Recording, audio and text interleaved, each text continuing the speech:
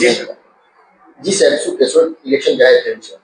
જે આજે 1 એપ્રિલે ગુજરાતમાં શંખનાદ વાગી ગયો છે. જે સ્થાનિક સ્વરાજ્યની ચૂંટણી છે, મહાનગરપાલિકા, નગરપાલિકા, તાલુકા પંચાયત અને જિલ્લા પંચાયતનું એનું ડિક્લેરેશન થઈ ગયું છે અને 6 એપ્રિલથી ફોર્મ ભરવાની શરૂઆત થશે.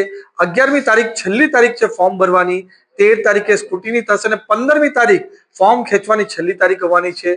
અને ખાસ કરીને 26મી તારીખે પૂરા ગુજરાતમાં સિંગલ ફેઝમાં મતદાન થવાનું છે અને 28મી તારીખે આનું વોટિંગ ને કાઉન્ટિંગ થશે. ત્યારે અમને સંપૂર્ણ વિશ્વાસ છે કે ભારતીય જનતા પાર્ટી અને નરેન્દ્ર મોદી સાહેબ પર લોકોને વિશ્વાસ હતો અને આગળ જતા પણ આ વિશ્વાસ બરકરાર રહેવાનો છે અને વધવાનો છે. એના કારણે ભારતીય જનતા પાર્ટીનો જ્વલંત વિજય ગુજરાતમાં, ચાહે મહાનગરપાલિકા હોય, નગરપાલિકા હોય, તાલુકા પંચાયત હોય, જિલ્લા પંચાયત હોય, એમાં ભારતીય જનતા પાર્ટીનો મોટો વિજય થવાનો છે. કોંગ્રેસના અન્ય પક્ષનો પૂરી રીતે સફાયો થવાનો છે. અને તમે જેમ જોઈ રહ્યા છો પૂરા ગુજરાતભરના વિઝ્યુઅલ્સ કે ગુજરાતમાં ભારતીય જનતા પાર્ટીની સેન્સિટિવ પ્રક્રિયા ચાલુ છે.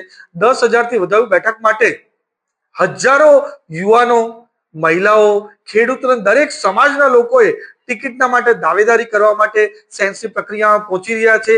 એ બતાવે છે કે આ જે ટિકિટ ઈચ્છુક લોકો છે, જે યુવાનો છે, એમને પણ ભારતીય જનતા પાર્ટી અને મોદી સાહેબ પર જ વિશ્વાસ છે. કોંગ્રેસ કે અન્ય પક્ષોમાં તો ટિકિટના માટે આટલી દાવેદારી કે હરીફાઈ નથી. ભારતીય જનતા પાર્ટીમાં જ હરીફાઈ છે અને હેલ્ધી કોમ્પિટિશન છે.